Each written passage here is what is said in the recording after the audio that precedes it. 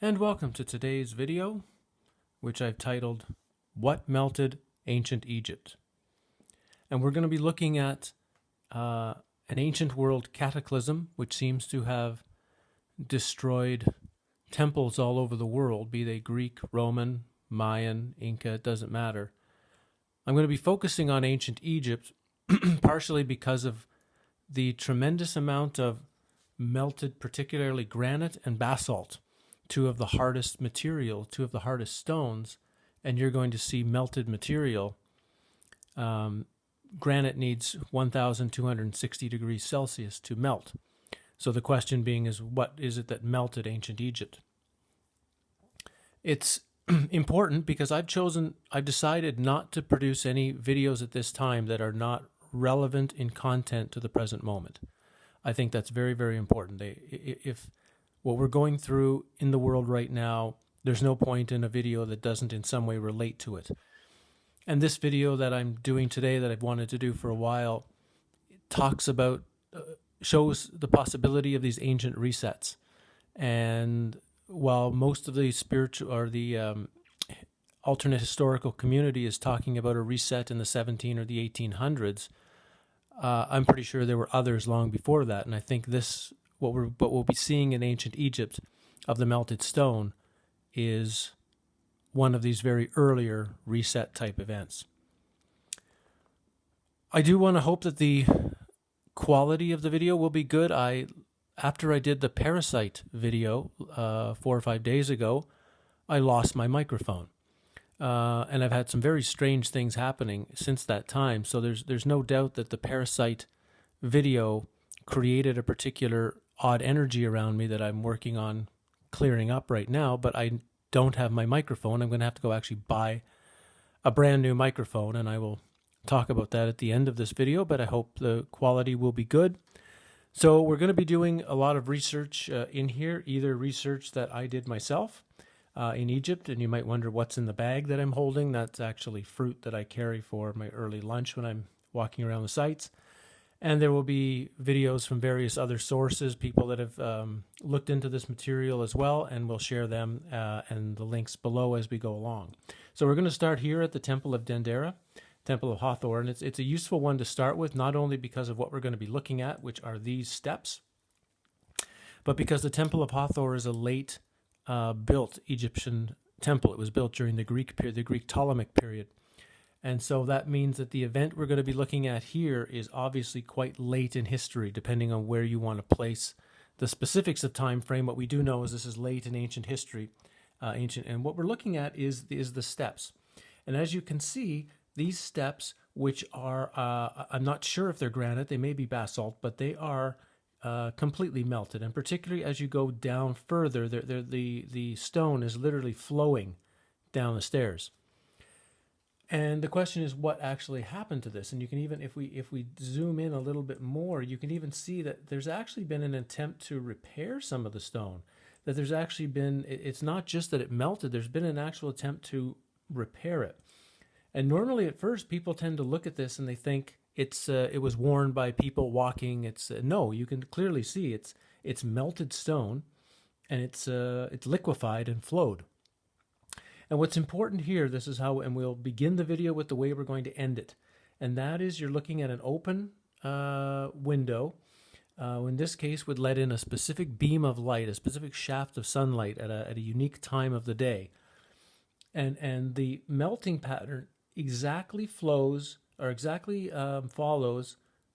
beam of something coming from the window.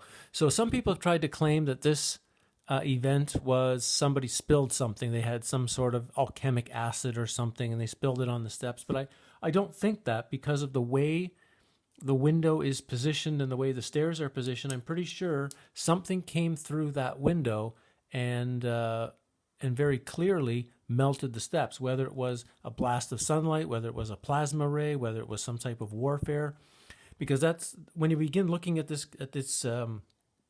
catastrophic destruction we're going to be looking at, those questions are on the table. Was it some type of sort of natural freak event that created this worldwide destruction, or was it some type of ancient technological warfare that created this destruction? So we'll continue now to the Colossi of Memnon. These are at the Temple of Amenhotep III. And the Temple of Amenhotep, which was sitting, these were statues at the entrance. I mean, the temple is gone. The temple is literally obliterated. And the question, of course, is it the usual standard archaeological reasoning that future times decided to dismantle the temple and use it in other temples and simply move it around and tear it down on their own? Or some will claim it was more modern times where they wanted to use stones to build the modern buildings, so they destroyed the old temples for the stone. Or was the temple, there's no doubt that certain stones were reused in other temples or reused in modern buildings, modern-ish buildings, right? Middle-age buildings. But the question is, how was the temple destroyed? And when you see what's left of the Temple of Amenhotep, which is nothing, you have to wonder and look very carefully at the destruction of the two statues. These are two of the largest statues in the world, and these things are just blown apart. They're literally blown apart.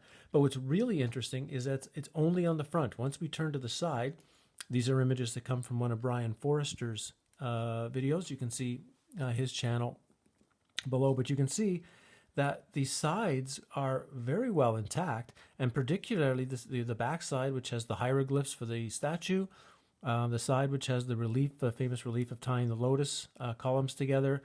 If you're destroying a statue on purpose, you would very specifically want to destroy the back and the sides with the hieroglyphs and where the wisdom is sitting in the sound of the words, and these are completely intact. In fact, you can see that there's almost like scorch marks on parts of it, but the front of the statue has been obliterated. Here you can see the back of the arm is fine, but the front of the arm has been blown off. Similar, the side of the statue is relatively in good shape, other than some scorch marks. So you have to start asking, what created these kind of heat marks? Here's the famous colossi at the Ramesseum. Again, just a massive statue. When it was standing, it would have been as tall as the ones you've just seen. And again, the damage that created this, they're claiming it's an earthquake, but you have to ask the question, is it really an earthquake?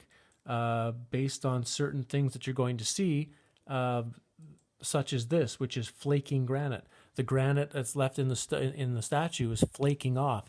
Granite does not naturally erode by flaking off. Flaking off is an indication of tremendous heat that the stone has undergone. You can see this as well again at the Temple of Karnak, where again you have another stone, for example, here, which is literally just flaking off, almost like it's biotitic mica, which comes off in sheets. Granite does not come off in sheets. It does not erode normally like that. You're looking at an incredibly heat-scorched stone. Here we look at some pictures that I took at the Temple of Abusir. And Abusir is one of Egypt's oldest sites, and one of its more mystical sites, and a site that's very hard to actually get to, be allowed access to. And you can see the level of destruction. And when you start seeing sites like this, the level of literally just devastation of the way it's left, even if you as a conquering group wanted to tear down an entire site you're taking over, the amount of manpower you would have to use to destroy this, particularly without explosives, would be beyond even the useful thought of even doing it. You would just keep everything in place and use it for something of your own purposes. You wouldn't purposely try to destroy it like this, because it would be just too difficult. The thing is just literally like this, like I say, just strewn out, and we're talking giant basaltic floors. We're talking giant blocks. What's interesting is in the background, you see things like the way of some of the giant stones have been constructed. They're still fine, while everything else has been blown apart. You'll notice often when you're at a place like Abusir and a few other places, these drill holes. You'll see them at Giza. You'll see them at Saqqara. They are perfectly drilled holes into these granite stones. Again, today you would need diamond tip drills, and you actually see the drill marks when you look into the holes. But we're not getting into technology here. We're getting into the cataclysmic nature of this. Now, this is Yousef Awen, a gentleman who is the son of Hakim, who still does various tours over in Egypt, and he's featured in many videos. People love to go and have him take them to sites. And here he's taking a gentleman to the site. Again, this will be listed in the link below. And what he's showing is at Abu Sir, again, a piece of granite, the interior side, the temple side of it, literally flaking off, literally just peeling apart. And it's in a room, I think the next picture is better, in which the middle area was limestone. So the limestone is just completely melted away. The side of the granite wall here is obviously dealt with tremendous heat damage and is still peeling off as we speak. But the backside of the same stone, the same granite stone, is fine. So the heat damage only happened inside this very small room. And well, I'm not saying this is a cataclysmic event with this particular event or this particular area of Abu Sir. It's also a very strange area of Abu Sir, because what created that kind of heat that could melt the limestone and scorch the granite inside the area? Now we're at the Giza Plateau, and we are now on the between the second pyramid and the Sphinx. We're on the causeway, and again, you're looking at melted stone.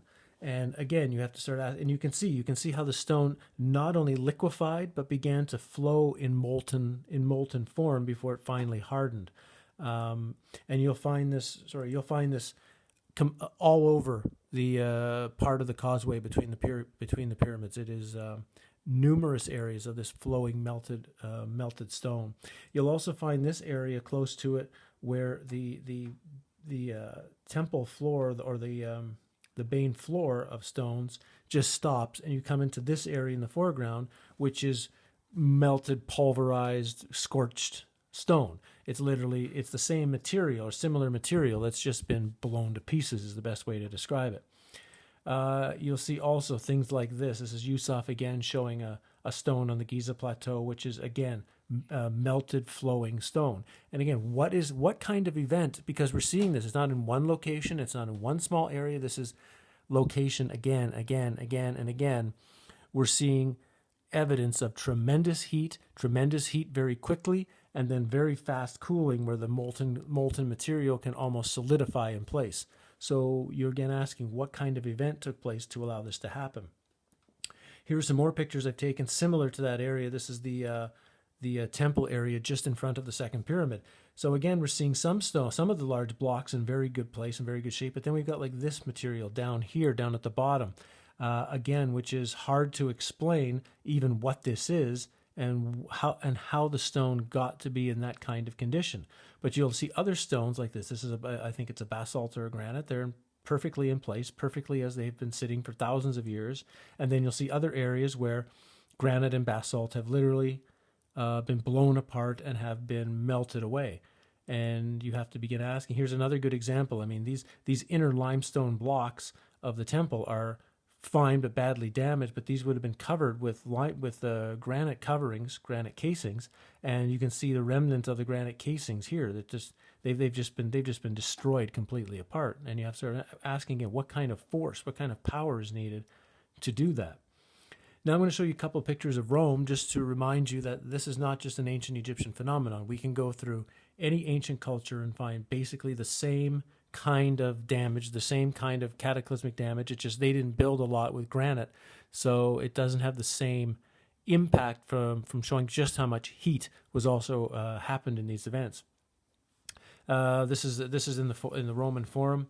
It's a very interesting. It's supposed to be part of a church, but it has these very odd construction mechanisms that make me think it's actually a machine, a type of machine. And again, you can see the very strange, I can't call it weathering or erosion, because it's almost like this has been burned.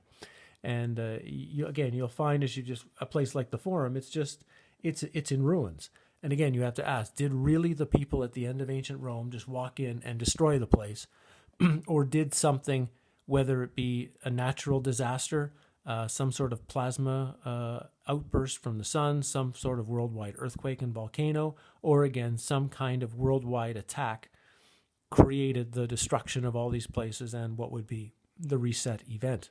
And again, we're talking about I'm afraid we will be talking about these same questions in our own world very, very soon. again, a few more shots of just the destruction of the Roman Forum, which I don't think is this actually is not the Roman Forum. This is just down the street. This is at the this is where the cat sanctuary is, the Lago de Torre, Argentina. But again, similar. It's just been destroyed. And again, you have to ask, what's the real reason for that?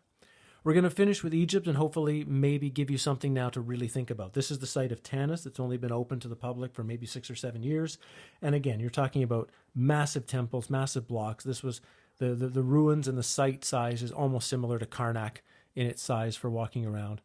But you're going to see things like this. Again, you're talking melted stone, melted granite. These pictures come from a video by Brien Foerster. In this case, I didn't get really good photos of some of the heat scorching. He got better ones than me.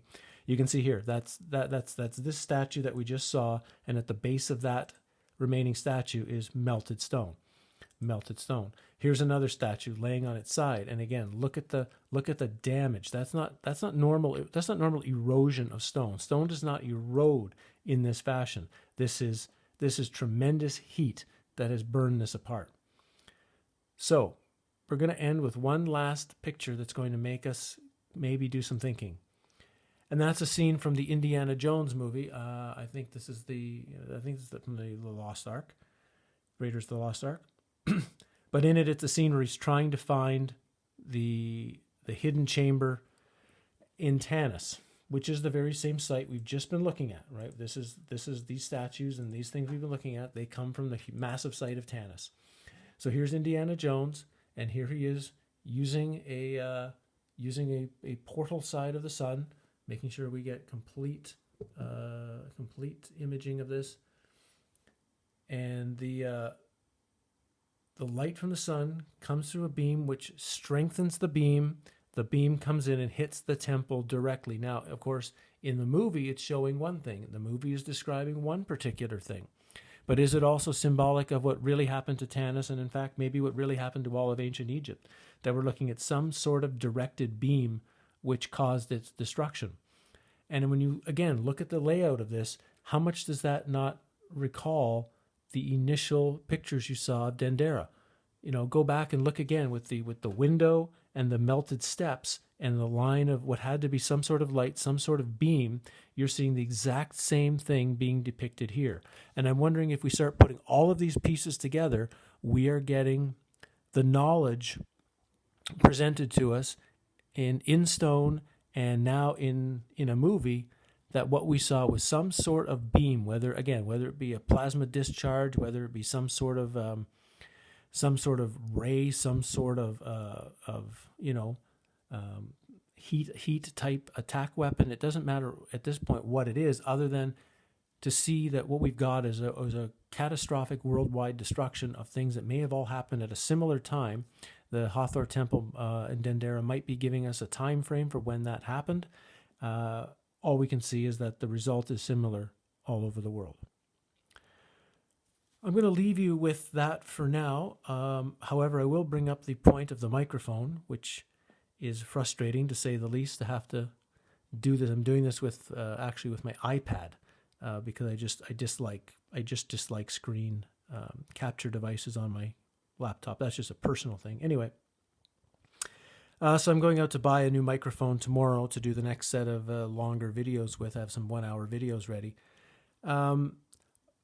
However, one of the things I said when I started this channel is I didn't want the channel to cost me money. That was really, really important. I put in a tremendous amount of time and effort, as I'm sure you can guess, surrounding doing the research, putting it together, putting the time to talk about it, all the work uploading. And I said, if it's going to cost me money as well, then that's just, I'm not interested in that. So I've already got a website that's running that I have to put quite a bit of money in just to keep that running. So I've also now going to put a PayPal donation button at the bottom of the video and other videos. So if you feel like kicking in $10 or $20 or something to help with the microphone, of course, I don't need many people to do that, to cover the cost of the mic.